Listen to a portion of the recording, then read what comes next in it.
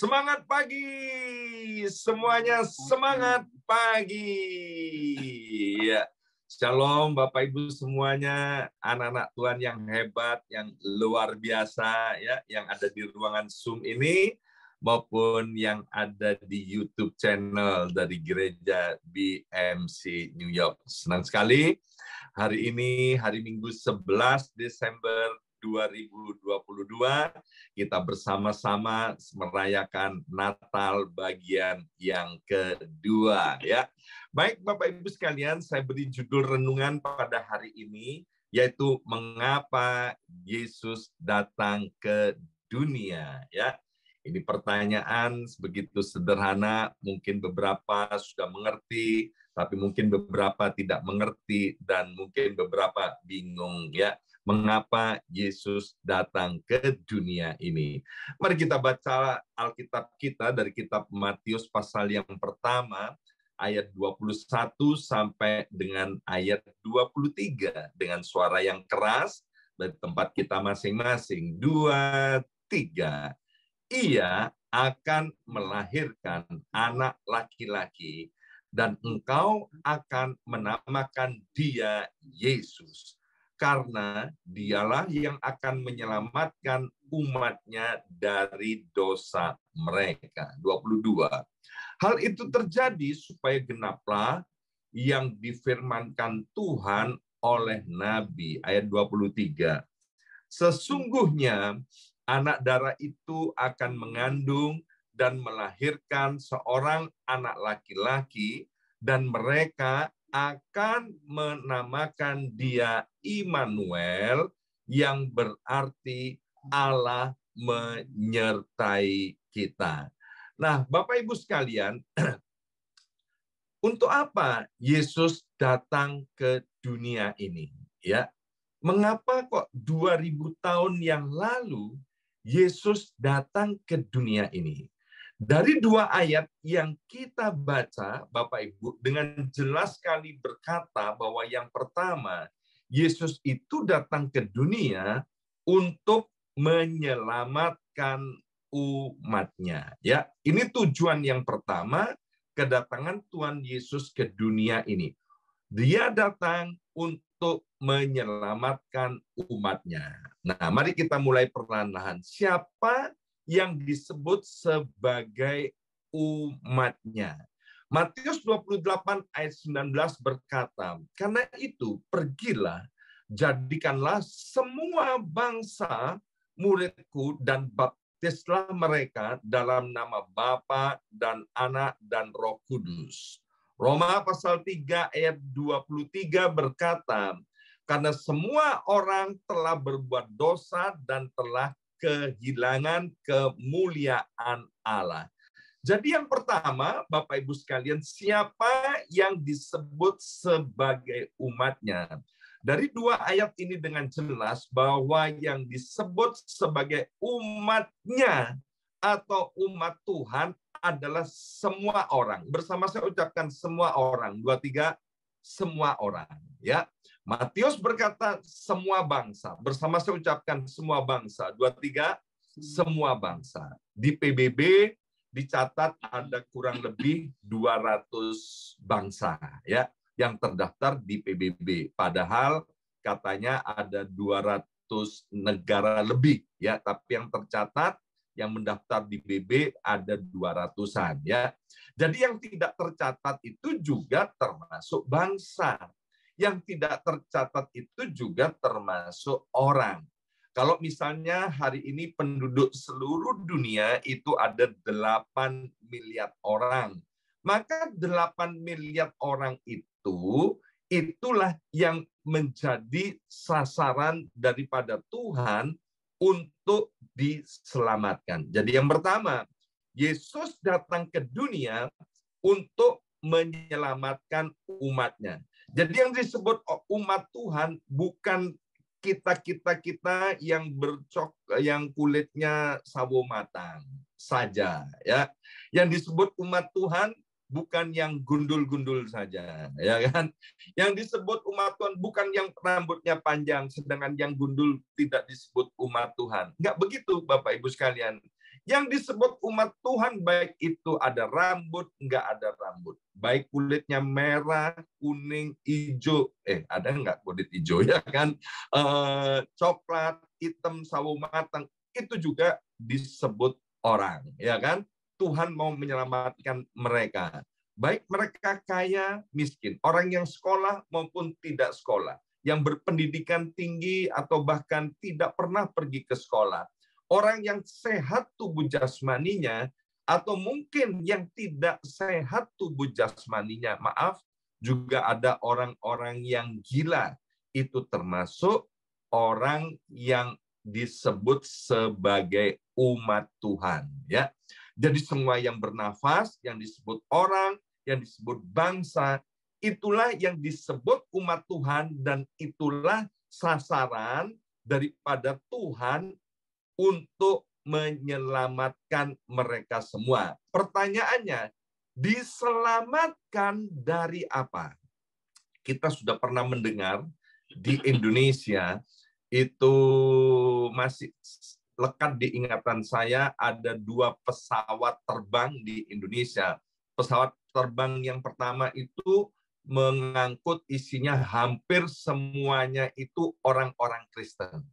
Kemudian jatuh di lautan, dan sampai hari ini ya pesawatnya dan juga orang yang ikut di dalam pesawat itu tidak diketahui di mana, apakah dia ada di dalam laut atau tidak. Padahal itu orang-orang Kristen. Dan saya masih ingat juga beberapa leader aktivis gereja melakukan perjalanan dari Surabaya ke Singapura, dan kemudian pesawatnya juga jatuh. Jadi Tuhan menyelamatkan dari apa? Kecelakaan pesawat terbang, atau mungkin kita masih ingat peristiwa COVID-19. Ya, beberapa teman saya, hamba Tuhan yang saya hormati, yang saya cintai, mereka meninggal dunia gara-gara COVID-19. Bahkan ada hamba-hamba Tuhan yang terkenal, yang saya kagumi, yang mereka tidak kenal saya, tapi saya kenal dia, saya kenal namanya, dia orang-orang dipakai oleh Tuhan luar biasa, juga meninggal dunia. Mereka tidak terselamatkan dari COVID-19. Ya, beberapa waktu terakhir ini kita mendengar beberapa hamba Tuhan mengalami kecelakaan lalu lintas yang sangat parah, dan mereka diizinkan mengalami hal itu. Dan mereka kok bisa mengalami itu? Berarti Tuhan itu mau menyelamatkan kita ini dari apa? Dari kecelakaan, dari sakit penyakit, atau diselamatkan dari apa? Nah, ayat ini dengan jelas berkata tadi di dalam kitab Matius pasal 1 ayat 21, Tuhan itu datang ke dunia ini untuk menyelamatkan umatnya dari dosa mereka. Ya, jadi ini poin yang sangat penting. Jadi Yesus datang ke dunia ini untuk menyelamatkan umatnya dari apa? Dari dosa. Ya. Jadi kecelakaan boleh terjadi. Ada anak-anak Tuhan, ada hamba Tuhan boleh meninggal dunia kena wabah COVID-19 dan lain sebagainya. Hal-hal yang buruk boleh dialami oleh mereka. Nah, Tuhan datang untuk menyelamatkan umatnya itu dari dosa. Sebab di dalam Roma pasal 6 ayat 23 dengan jelas berkata, sebab upah dosa ialah maut, tetapi karunia Allah ialah hidup yang kekal dalam Kristus Yesus Tuhan kita.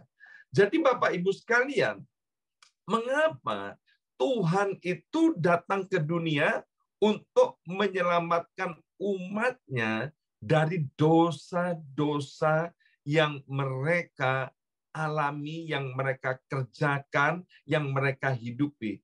Sebab kalau umat Tuhan tidak diselamatkan dari dosa, maka mereka akan mengalami yang namanya kematian yang kekal untuk selama-lamanya. Dan kematian kekal itu amat sangat mengerikan. Di Alkitab ditulis beberapa kali bahwa yang namanya upah dosa adalah maut, yaitu mereka akan dimasukkan ke dalam api neraka yang kekal selama-lamanya, di mana kalau sudah masuk di situ tidak bisa keluar lagi. Yang ada adalah ratapan, tangisan, kesakitan, dan keadaan yang amat sangat buruk. Dan Tuhan tidak mau umatnya itu masuk ke sana. Ya, maka itu dia datang untuk menyelamatkan umatnya. Caranya gimana? Yang pertama, cara Tuhan menyelamatkan umatnya, ya, saya sudah ketik di PowerPoint ini, ada 3 caranya Tuhan, yaitu yang pertama ditebus dari dosa, yang kedua diampuni dosanya, dan yang ketiga dibebaskan dari hukuman. Ya, nah ditebus dari dosa. Ya, perhatikan kata ditebus dari dosa. Jadi Tuhan menyelamatkan umatnya, yaitu menyelamatkan kita-kita, bukan menebus dosa kita. Ada beda sekali dengan menebus dosa kita dengan menebus kita. Ya, kalau kita punya barang, mungkin itu berupa kalung, kemudian kita taruh di pegadaian, ya, di pegadaian. Kemudian kalau kita datang ke pegadaian itu menebus kalung itu, maka kita akan mendapat kalungnya. Ya, mungkin karena sesuatu dan lain hal, kalung itu disimpannya kurang rapi sehingga kalungnya berdebu. Ya, kalungnya kemudian kotor, berdebu karena lama disimpan di pegadaian dan tidak terawat. Dan kemudian kita berkata kepada petugas pegadaian, saya mau menebus kalung saya, ya kan? Kemudian kalungnya diberikan, waktu kalungnya diberikan, kita bersihkan debunya, dan dia bilang, saya mau bawa pulang debunya saja. Kalungnya saya nggak bawa pulang. Itu namanya bukan menebus kalung, itu namanya menebus debu yang ada di kalung.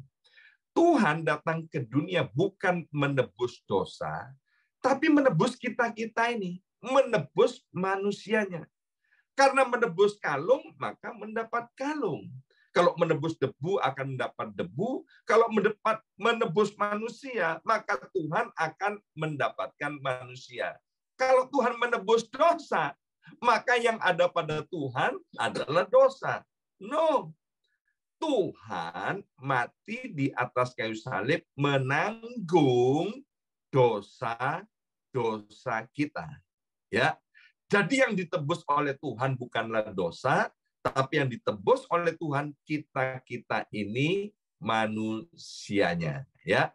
Dosanya dibuang ke dalam tubir-tubir laut, kata Alkitab. Sehingga Tuhan mendapatkan kita menjadi miliknya kembali. Yang kedua, setelah Tuhan tebus, maka dosa-dosanya diampuni. Maka itu dengan jelas Alkitab berkata begini, mari kita berperkara. Apakah dosamu semerah kirmisi? Aku akan menjadikannya putih, seputih salju. Kalau dosamu merah seperti kain kesumba, aku akan jadikannya seputih bulu domba. Ya, ini artinya apa? Bahwa penebusan Tuhan itu lebih daripada cukup untuk mengampuni dosa-dosa kita. Maka itu jangan ada seorang pun di antara kita yang sombong dengan dosa-dosanya. Ya, ada orang-orang yang kita ceritain tentang Yesus. Mereka bilang begini, aduh nanti dulu dosaku terlalu besar. Ya, dengan kata lain begini, bahwa Yesusmu nggak akan sanggup untuk mengampuni dosaku. Ya. Nah, Bapak Ibu sekalian, tidak ada dosa yang terlalu besar, tidak ada dosa yang terlalu jahat, tidak ada dosa yang terlalu hina, tidak ada dosa yang terlalu menjijikkan, yang tidak bisa diampuni oleh Tuhan. Ya, sejahat-jahatnya kita, ya, percayalah Bapak Ibu sekalian, kalau Tuhan mengampuni, jangan dibanding-bandingkan dengan manusia. Kalau manusia mengampuni, masih mengingat-ingat lagi kesalahan yang pernah kita perbuat. Tapi kalau Tuhan mengampuni, dia sama sekali dia tidak mau ingat-ingat akan semua kesalahan, dosa, dan kejahatan yang telah kita perbuat ini. 1 Yohanes berkata begini, celakalah kalau hatimu menuduh engkau. Celakalah hatimu kalau hatimu itu menuduh engkau. Yang sering kali menyebabkan kita itu tidak berani datang dan ketemu dengan Tuhan, yaitu karena ada tuduhan-tuduhan di dalam hati kita. Kamu itu brengsek, dosamu udah terlalu gede, kamu udah terlalu jahat, maka dosamu itu tidak akan diampuni. Tuhan tidak akan mengampuni lagi. Jangan percaya dengan perkataan-perkataan seperti itu. Itu yang akan melemahkan kita untuk menerima keselamatan daripada Tuhan. Nah, cara yang ketiga, Tuhan menyelamatkan umatnya setelah ditebus kita dari dosa, kemudian dosa-dosa kita diampuni, maka yang ketiga, kita ini dibebaskan dari hukuman. Bersama saya ucapkan, dibebaskan dari hukuman. 2, 3, dibebaskan dari hukuman. Ya. Satu kali Bapak Ibu sekalian, di Pennsylvania, ada seorang anak muda yang bernama Josh Wilson. Ya. Pada waktu itu satu sore, dia sedang jalan kaki lewat di depan kantor pos. Dan dia melihat ternyata di dalam kantor pos itu, dia lihat ada pencuri masuk ke dalam kantor pos itu. Maka Josh Wilson ini dengan gagah perkasa, dengan penuh keberanian, dia terobos, dia masuk ke kantor pos itu, dan dia berusaha menangkap pencuri itu. Nah, kemudian terjadi perkelahian di dalam kantor pos itu. Dan tanpa disengaja, pencuri itu terbunuh oleh Josh Wilson. Ya, pada waktu itu belum ada yang namanya CCTV. Maka kemudian Josh Wilson datang ke kantor polisi dan melaporkan peristiwa yang baru saja terjadi di kantor pos itu. Dan kemudian Bapak Ibu sekalian, karena tidak ada saksi dan tidak ada bukti-bukti bahwa itu adalah pencuri dan tidak disengaja, maka Josh Wilson itu kemudian ditahan di kantor polisi. Dan kemudian disidang, Bapak Ibu sekalian, masuk dalam persidangan, ya. Dan di dalam persidangan Josh Wilson dinyatakan bersalah. Dan kemudian hakim menetapkan bahwa Josh Wilson itu harus dihukum mati pada waktu itu. Nah, kemudian Presiden Amerika Serikat yang namanya Andrew Jackson, itu adalah Presiden Amerika Serikat yang ke-7. Jadi peristiwanya terjadi pada tahun itu. Maka sebagaimana kebiasaan ketika negara sedang berulang tahun, ada remisi, ya, ada pengampunan dari presiden untuk narapidana. Maka Andrew Jackson mendengar kisah daripada Josh Wilson ini, maka Presiden Amerika Serikat sengaja datang ke penjara di Pennsylvania ini, di mana Josh Wilson ada di situ. Dan setelah ngobrol dengan Josh Wilson, maka Andrew Jackson dengan menggunakan kuasa otoritas sebagai presiden Amerika.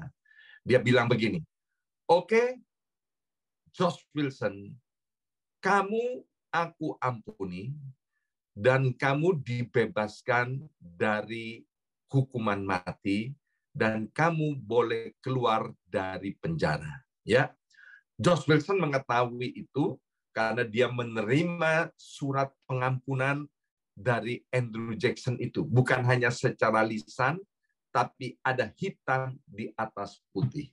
Ya, sipir penjara dengan gembira dia menyampaikan kabar baik ini kepada George Wilson. Tetapi apa kata George Wilson?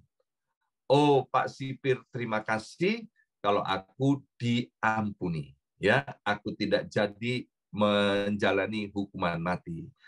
Tapi Pak sipir, tolong sampaikan kepada presiden bahwa aku tidak mau menerima surat ini dan aku tidak mau diampuni. Wah, dan saat itu geger Bapak Ibu sekalian di Amerika Serikat, sehingga dimuat di koran-koran di Amerika Serikat. Maka kemudian para ahli hukum kemudian berkumpul, ya, wah gimana ini untuk menghadapi hal ini. Maka kemudian keluar satu statement yang luar biasa, bilang begini, bahwa surat pengampunan dari presiden itu memiliki kuasa untuk mengampuni dan membebaskan terdakwa yang dicantumkan di dalam surat itu. Asal narapidana itu bersedia untuk menerima pengampunan itu. Tetapi bila mana narapidana itu tidak bersedia untuk menerima pengampunan itu, maka hukuman yang harus dijalankan itu tetaplah harus dijalankan. Ya, akibatnya apa? Kita tahu, akhirnya George Wilson dihukum mati dan dia mati dengan cara digantung. Ya, mengapa? Karena dia yang semestinya bisa bebas, bisa hidup, dia menolak pengampunan dari presiden. Hal ini juga terjadi kepada umatnya, umat Tuhan. Ya, kalau ada orang-orang yang tidak mau menerima pengampunan daripada Tuhan, maka dia harus atau mereka harus dihukum. Upah dosa adalah maut. Maka itu buat Bapak Ibu sekalian, berbahagialah kita yang mau menerima pengampunan daripada Tuhan. 1 Korintus 15 ayat 19 berkata begini, jikalau kita hanya dalam hidup ini saja menaruh pengharapan pada Kristus, maka kita adalah orang-orang yang paling malang dari segala manusia. Perhatikan ayat ini luar biasa, ya. Jadi kalau kita menaruh pengharapan kita kepada Kristus, ketika kita masih ada di atas muka bumi ini, maka dikatakan bahwa kita ini orang-orang yang paling malang dari segala manusia. Maksudnya apa, Pak? Maksudnya begini, Bapak Ibu sekalian. Kita punya iman, menaruh pengharapan kepada Tuhan Yesus itu tidak salah.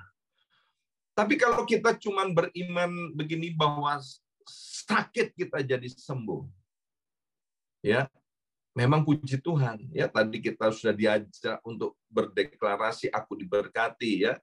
Itu puji Tuhan. Kita pasti diberkati. Yang sakit pasti Tuhan sembuhkan. Yang punya persoalan dalam keluarga, rumah tangga, ketika kita beriman kepada Tuhan, keluarga rumah tangganya pasti Tuhan pulihkan. Kita yang sedang bergumul tentang pekerjaan dan keuangan, kita menggantungkan pengharapan kita kepada Tuhan, minta intervensi daripada Tuhan, sehingga kita boleh mengalami terobosan dalam keuangan. Itu baik, Bapak Ibu sekalian. Sekali lagi, itu baik. Tapi jangan hanya menjadikan Yesus itu seperti lagu Waymaker, bahwa Yesus itu hanya miracle worker. Hanya pekerja yang menjadikan kita ini mengalami mujizat, mujizat, mujizat di atas muka bumi ini. Sekali lagi, kita mengalami mujizat itu, puji Tuhan. Kita terima dengan ucapan syukur, kita imani hidup kita mengalami mujizat demi mujizat daripada Tuhan. Tapi jangan sampai hanya berhenti di situ saja. Ya, jadi kita, Bapak Ibu sekalian, harus beriman bahwa kita juga akan mengalami kehidupan yang kekal selama-lamanya. Kepada beberapa orang yang cukup dekat, saya bilang begini, ya, happy birthday, selamat ulang tahun, diberkati berlimpah-limpah, sehat, panjang umur. Dan bro, mati masuk surga. Kepada yang lainnya nggak biasa dia bilang ini, ngomong apa sih Pak Pendeta ini, ya kan? Kok agak aneh. Tapi kepada beberapa teman dekat, saya berani bilang begitu, ya. Diberkati bro, dan mati masuk surga. Nah, Yohanes pasal 8 ayat 34 sampai 36, kata Yesus kepada mereka, aku berkata kepadamu, sesungguhnya setiap orang yang berbuat dosa adalah hamba dosa. Dan hamba tidak tetap tinggal dalam rumah, tetapi anak tetap tinggal dalam rumah. Jadi apabila anak itu memerdekakan kamu, kamu pun benar-benar merdeka. Jadi Bapak Ibu sekalian, Tuhan itu menyelamatkan umatnya. Ya, bukan sekedar mati masuk surga, tapi juga Tuhan mau membebaskan kita selagi di atas muka bumi ini, kita juga dibebaskan dari perhambaan dosa. Bersama saya ucapkan perhambaan dosa. 2, 3, perhambaan dosa. Artinya begini Bapak Ibu sekalian, kalau kita sudah menerima pengampunan daripada Tuhan, dosa-dosa masa lalu kita diampuni. Tuhan juga mau kita ini, Bapak Ibu sekalian, merdeka dari dosa-dosa kita. Kalau kita tukang berzina, karena dosanya diampuni oleh Tuhan, Tuhan tidak mengingat-ingat lagi akan dosa perzinahan kita. Maka kita juga harus terlepas dari dosa perzinahan itu. Jangan tobat, ya. Sudah tobat, kumat. Nah, Tuhan tidak menghendaki seperti itu, Bapak Ibu sekalian.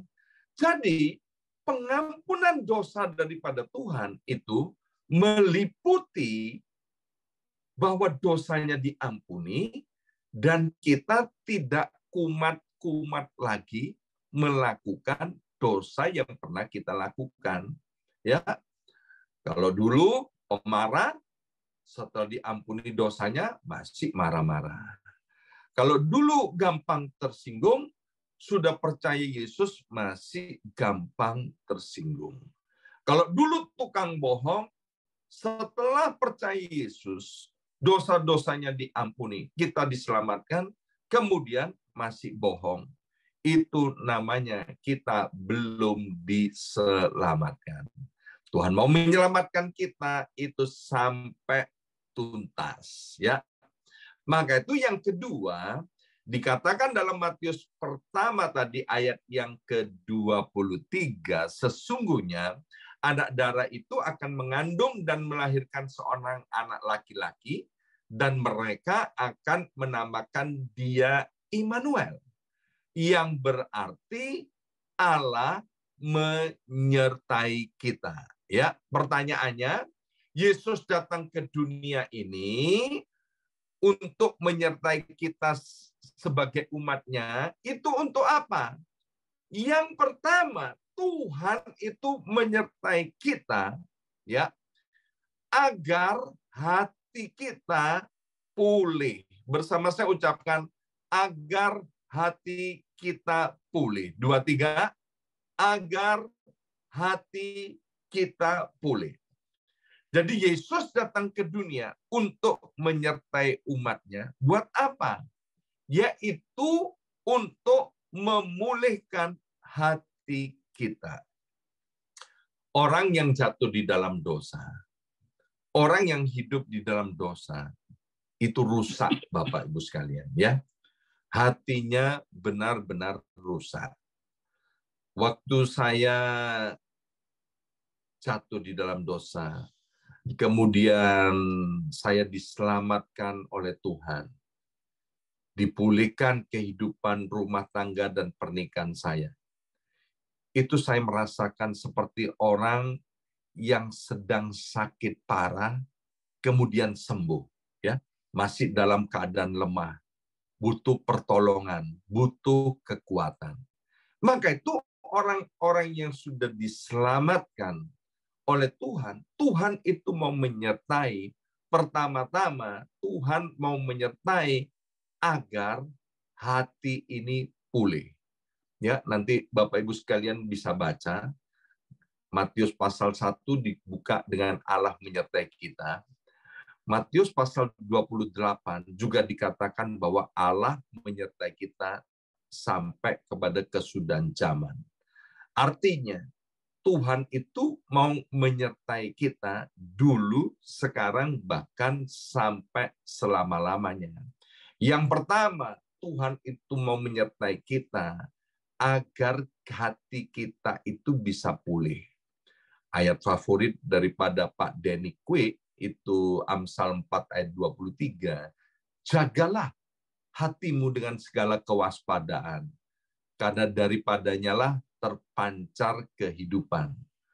Bukan Tuhan yang mau menjaga hati kita, tapi Tuhan minta setiap kita menjaga hati kita masing-masing. Karena dari hati ini terpancar kehidupan. Kalau dulu tukang berzina, Tuhan mau agar hati kita ini dijaga sedemikian rupa. Tuhan menyertai kita, ngajarin kita, Tuhan ingatkan kita, supaya hati kita ini bebas dari perzinahan, bebas dari kecemaran, bebas dari segala kepahitan, bebas daripada dendam dan lain sebagainya. Karena masa lalu kita itu sangat-sangat mempengaruhi kehidupan kita. Kalau hati kita belum beres, kalau hati kita belum pulih, maka kehidupan yang kita hadapi di dunia ini menjadi kehidupan yang begitu berat, Bapak Ibu sekalian. Kita nggak bisa menikmati indahnya dunia di mana Tuhan tempatkan kita. Mengapa? Karena hatinya belum pulih. Maka itu Tuhan menyertai kita. Yang pertama, agar hati kita pulih. Yang kedua, Tuhan itu menyertai kita, yaitu agar kita menjadi saksi Tuhan. Tema bulan ini, Desember, adalah testimoni. Tuhan mau hidup kita ini menjadi saksi Tuhan. Ya, bicara soal menjadi saksi Tuhan, bukan hanya bicara begini, Bapak Ibu sekalian. Oh, dulu saya sakit, Tuhan sembuhkan. Ya, dulu saya penzina, sekarang saya tidak menjadi penzina. Itu bagus, ya. Tapi menjadi saksi Tuhan, itu yang pertama harus berkata begini, bahwa dulu aku ini pendosa. Dulu aku orang yang berdosa. Tetapi Tuhan Yesus datang untuk menyelamatkan aku. Dosa-dosaku itu diampuni. Waktu itu aku hidup sebagai seorang pencuri.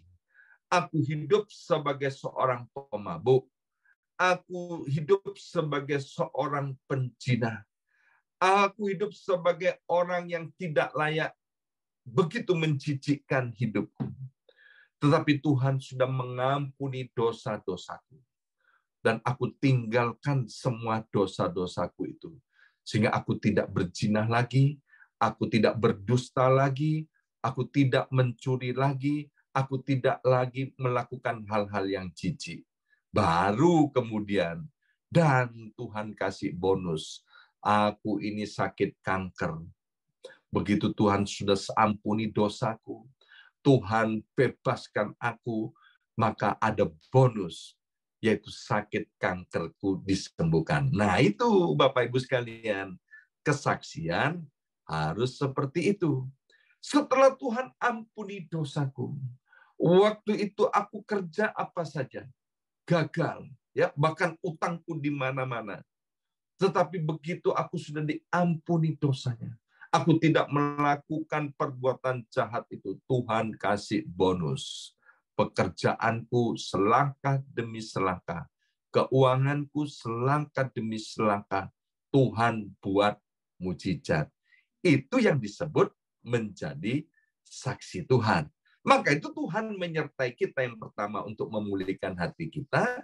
Tuhan menyertai kita agar kita menjadi saksi Tuhan. Dan yang terakhir, Tuhan menyertai kita, yaitu agar kita ini mengalami kemenangan. Mengapa?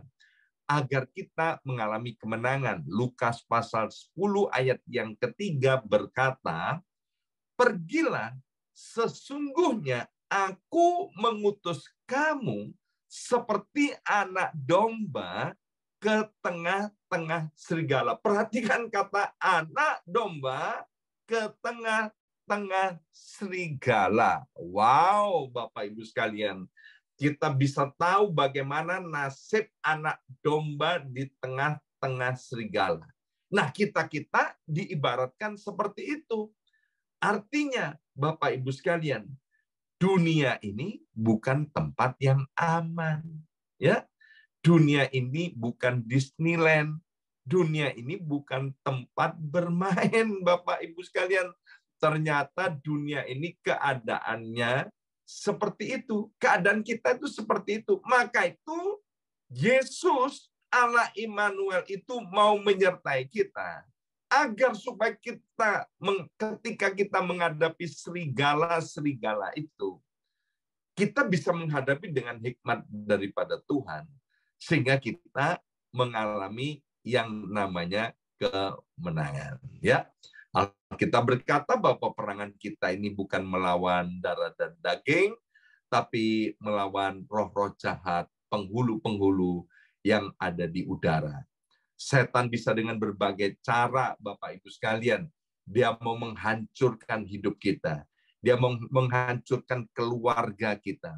Dia mau menghancurkan kesehatan kita. Dia mau menghancurkan ekonomi dan pekerjaan kita. Apa yang bisa dihancurkan, dia mau hancurkan. Sebab yang namanya pencuri itu tidak mengenal yang namanya belas kasihan. Di Cianjur, yang sedang terjadi gempa bumi itu, Bapak Ibu sekalian, ya, orang-orang sedang susah, tapi yang namanya maling-maling itu, Bapak Ibu sekalian, dia nggak kenal belas kasihan. Dia masukin rumah-rumah yang runtuh, rumah-rumah orang yang sedang sedih itu, dan dia jarang dari barang-barang yang ada di rumah-rumah yang runtuh itu. Itulah gambaran iblis. Iblis itu tidak pernah mengenal belas kasihan. Dia raja tega. Dunia juga seperti itu. Dunia ini, Bapak Ibu sekalian, dia adalah raja tega. Kalau bisa kita ini dihancurkan. Maka itu Tuhan mau menyertai kita agar kita ini mengalami kemenangan. Meskipun kita anak domba di tengah-tengah serigala, tapi serigala itu tidak bisa mencelakakan kita. Asal kitanya yang mau disertai oleh Tuhan, ya. Yang pertama, tadi Tuhan menyertai kita agar hati kita pulih. Yang kedua, Tuhan menyertai kita agar kita ini bisa menjadi saksi Tuhan. Yang ketiga, Tuhan menyertai kita agar kita mengalami kemenangan. Jadi kesimpulan hari ini, mengapa Yesus datang ke dunia? Yesus datang ke dunia yang pertama untuk menyelamatkan kita dari dosa. Dengan cara bagaimana? Dengan cara menebus kita dari dosa, dengan cara mengampuni dosa-dosa kita, dengan cara membebaskan kita dari semua hukuman yang seharusnya kita terima. Yang kedua, berita Natal ini, Yesus datang ke dunia, yaitu untuk menyertai kita. Yang pertama, Tuhan menyertai kita agar hati kita pulih. Yang kedua, agar kita dapat menjadi saksi Kristus. Dan yang ketiga, agar hidup kita mengalami kemenangan. Amin. Mari kita berdoa. Materaikan setiap benih kebenaran firman Tuhan. Sehingga di tengah-tengah kami merayakan hari Natal ini, kami ingat kembali Tuhan, bahwa Engkau datang ke dunia ini untuk menyelamatkan kami. Kau datang ke dunia ini bukan untuk menghukum kami, tapi Engkau datang agar kami dibebaskan dari hukuman-hukuman yang seharusnya kami terima. Dengan cara Engkau mengampuni dosa-dosa kami. Terima kasih Bapa, Engkau datang ke dunia ini begitu baik. Setelah memberikan pengampunan dan kasih-Mu kepada kami, Engkau tidak tinggalkan kami sendirian, tapi Engkau mau menyertai kami untuk selama-lamanya. Maka itu Bapa, terus jangan tinggalkan kami, sertai Tuhan. Dan biarlah Engkau menolong kami, agar kami dapat menjaga hati kami, sehingga hati kami pulih Tuhan. Hidup kami menjadi saksi Kristus, dan bahkan hidup kami mengalami kemenangan demi kemenangan mulai hari ini. Karena kami tidak pernah mau mengabaikan lagi penyertaan-Mu atas kami. Terima kasih Bapa. Dalam nama Yesus. Yang percaya diberkati, bersama-sama katakan, amin, amin, amin, amin.